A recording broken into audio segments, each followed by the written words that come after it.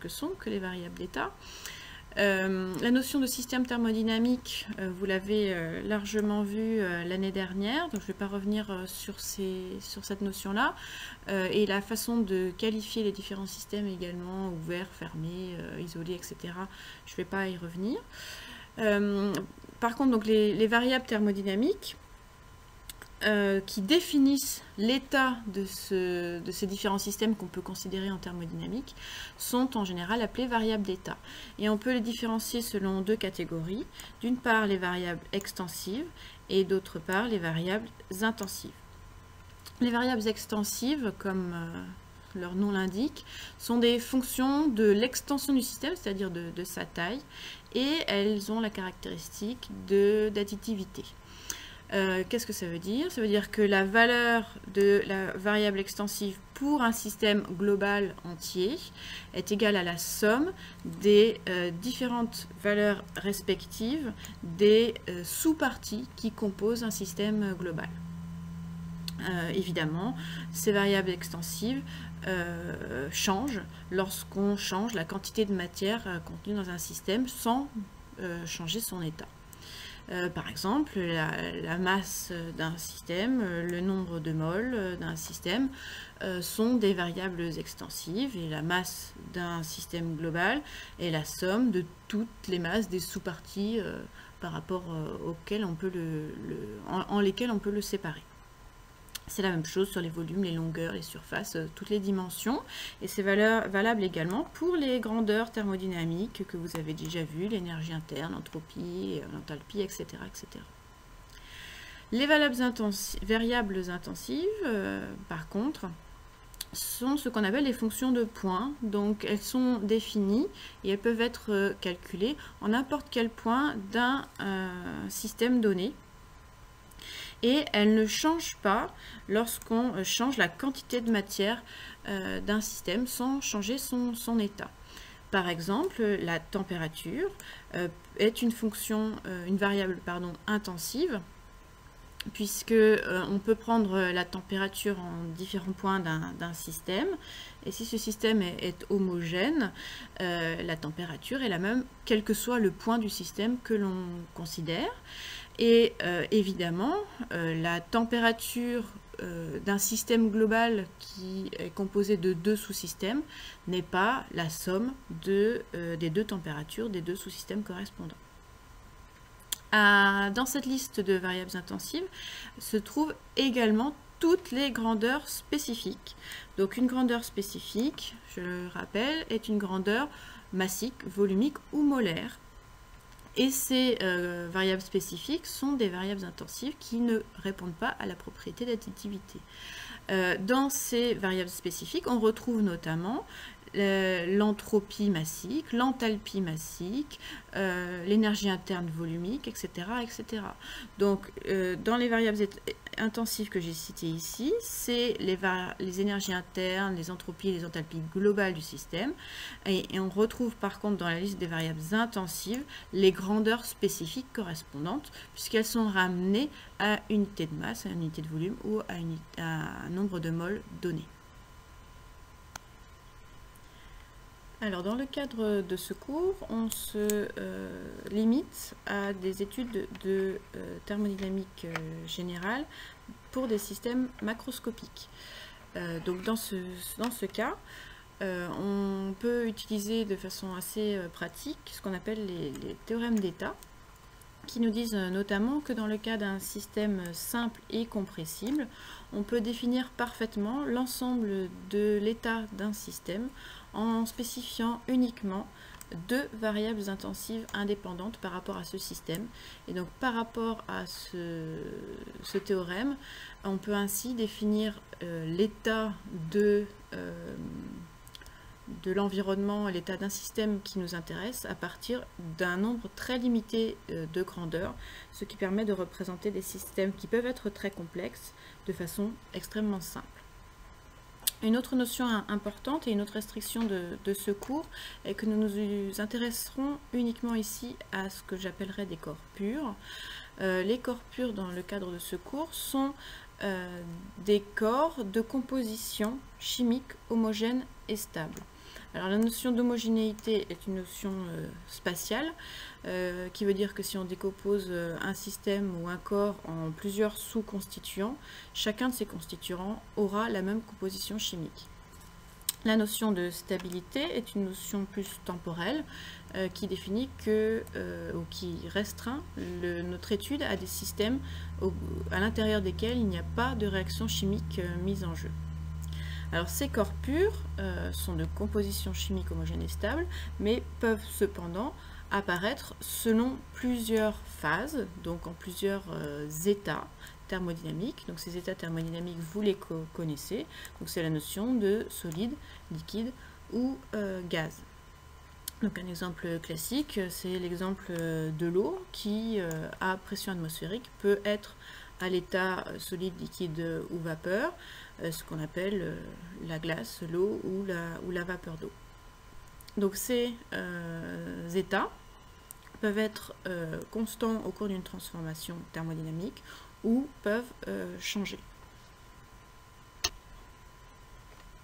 Alors, lorsqu'on se trouve dans l'étude des corps purs, ce qui va être notre cas dans ce cours, on va pouvoir utiliser simplement et très utilement ce qu'on appelle les équations d'état.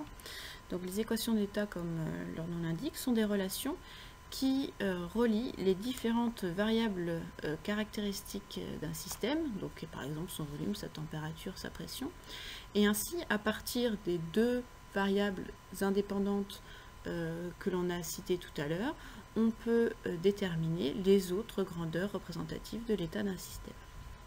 Donc à partir d'un nombre très limité de données sur un système, on peut ainsi déterminer parfaitement son état, ce qui peut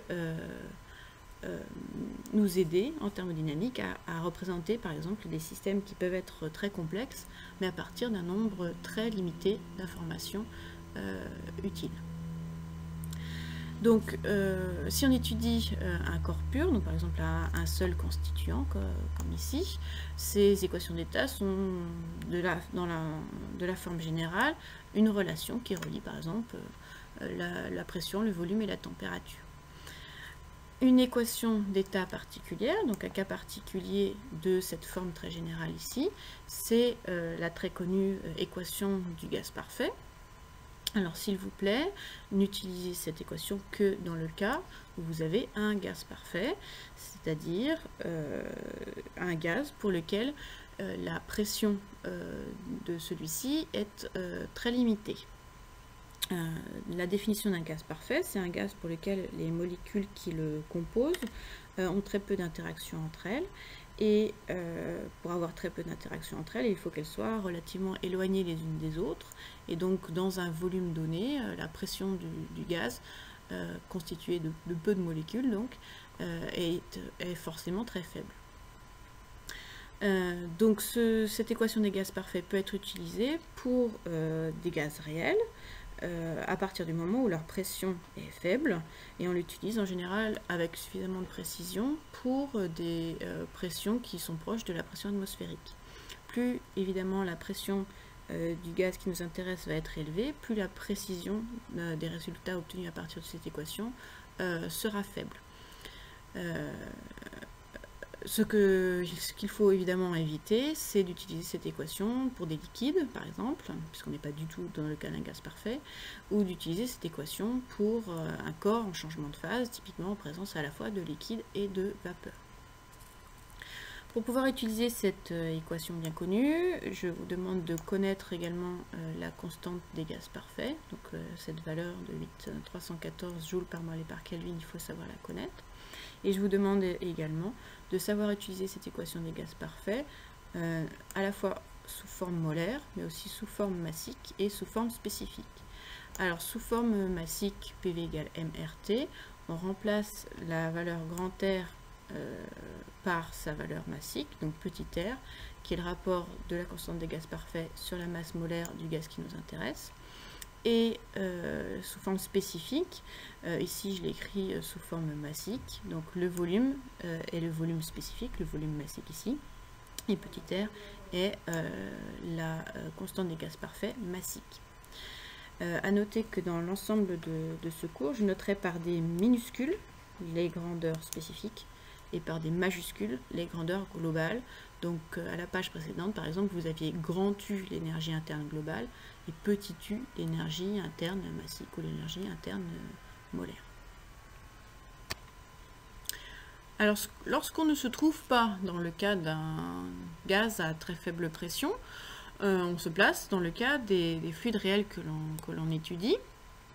Et si on n'est pas dans le cas du gaz parfait, on va rechercher également à déterminer des équations d'état qui vont être, dans ce cas, plus complexes à exprimer que le cas de l'équation simple du gaz parfait.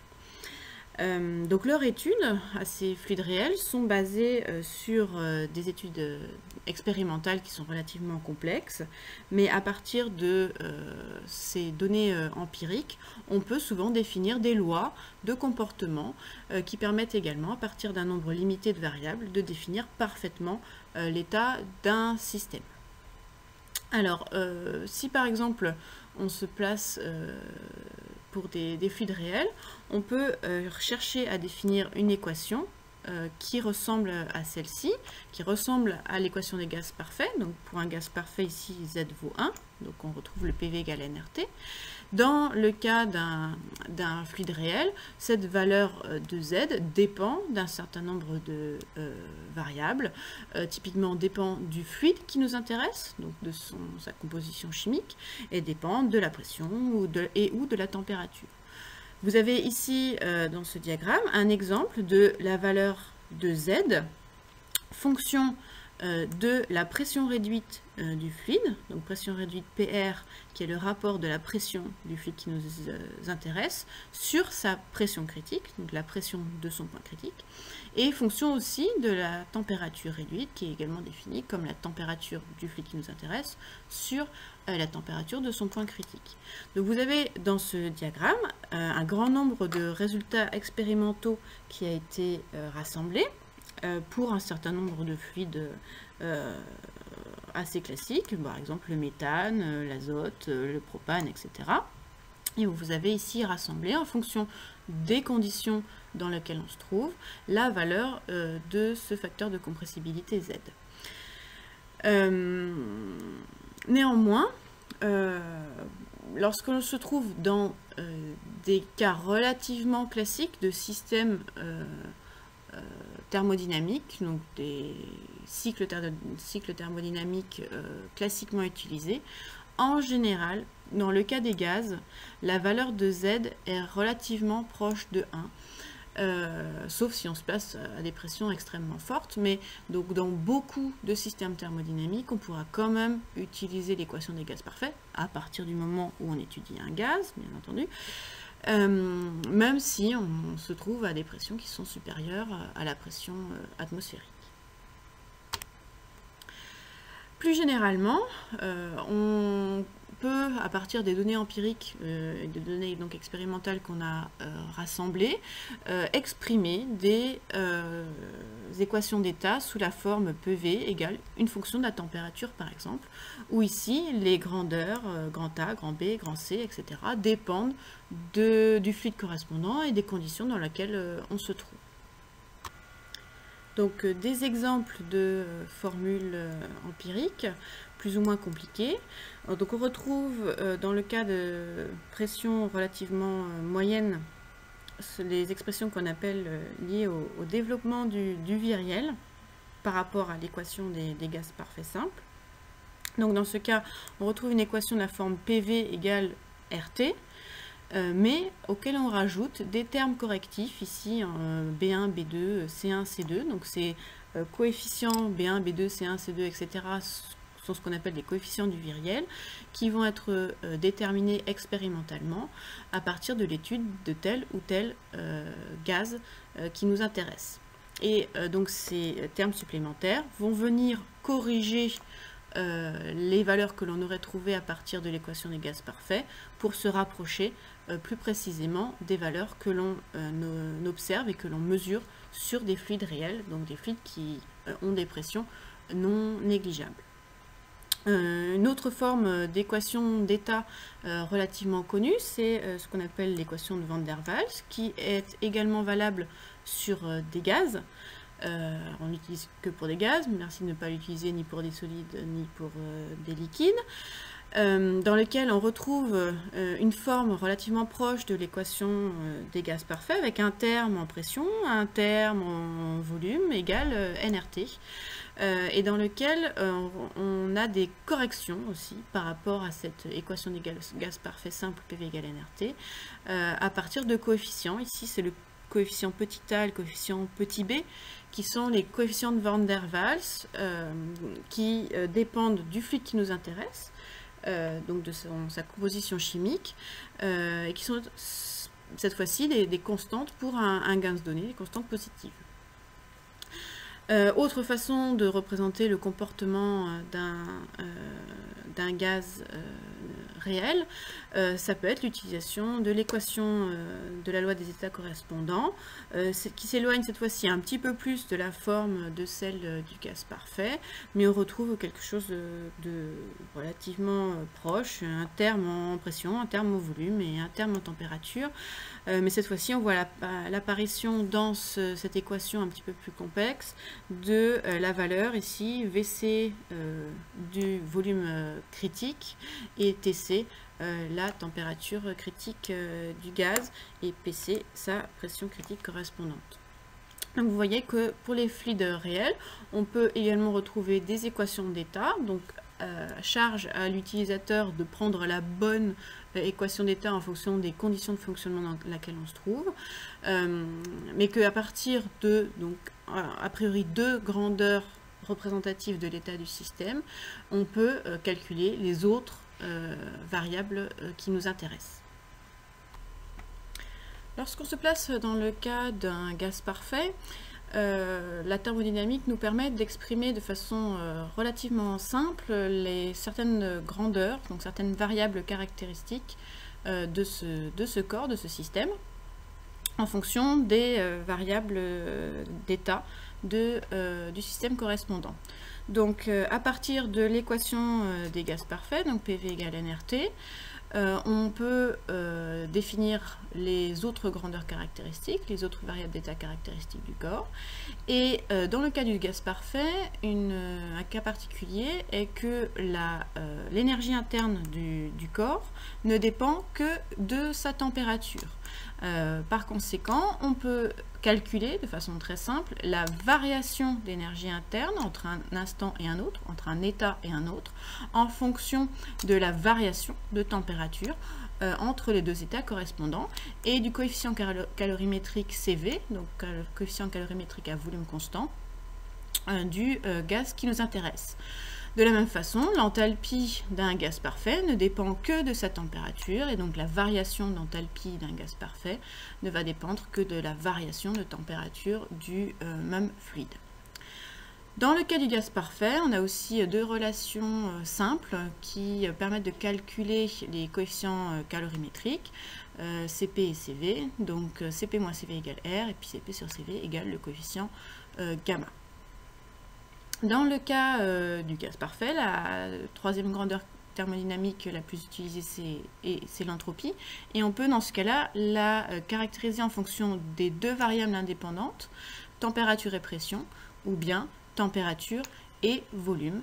Donc en fonction de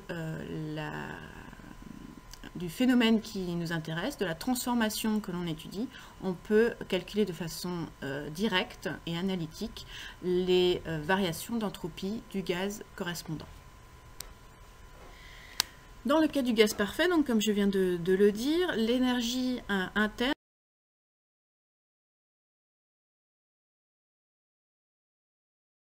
dans le cas du gaz parfait également, on a des relations directes entre les coefficients Cp et Cv, et ces coefficients calorimétriques, Cp et Cv, sont des constantes. Donc on peut représenter la courbe énergie interne en fonction de la température comme une droite, puisqu'on a une relation linéaire de U en fonction de T. Dans le cas du gaz parfait monoatomique ou diatomique, on peut calculer de façon très simple la valeur des coefficients Cp et Cv. Donc dans le cas d'un gaz monoatomique, on sait que Cv c'est 3,5 de R et Cp c'est 5,5 de R, ce qui en valeur numérique donne à peu près 3 et 5 calories par mol et par Kelvin respectivement. Et pour le gaz diatomique, on a Cp et Cv qui valent respectivement 7,5 de R et 5,5 de R, ce qui donne les valeurs numériques représentées ici. Du coup, on peut, pour tous les gaz parfaits monoatomiques, représenter de façon linéaire l'évolution de l'énergie interne en fonction de la température. Nos gaz parfaits monoatomiques, c'est des gaz parfaits pour lesquels on a un seul atome qui se balade, donc typiquement l'hydrogène ou l'hélium. Pour le gaz parfait diatomique, on a une énergie interne qui varie de façon plus rapide en fonction de la température, puisque les coefficients calorimétriques pour le gaz diatomique sont plus importants que pour le gaz monoatomique. Et dans ce cas-là, on a également une droite, les gaz monoatomiques étant typiquement les gaz dans lesquels on a des molécules qui contiennent 2 atomes, typiquement le dioxygène ou le diazote. Et bien sûr, l'extension de cette analyse pour les gaz monoatomiques et diatomiques peut être étendue aux gaz dont la molécule comporte plus de 2 atomes.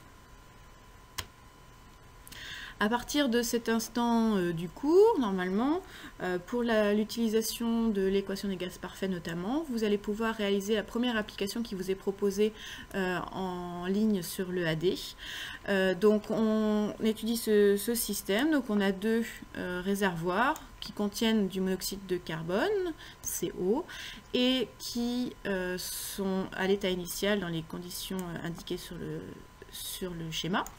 On ouvre la vanne et donc l'exercice vous demande tout simplement de calculer la pression d'équilibre dans l'ensemble du système qui cette fois-ci va compter les deux réservoirs ensemble et donc la quantité de monoxyde de carbone totale.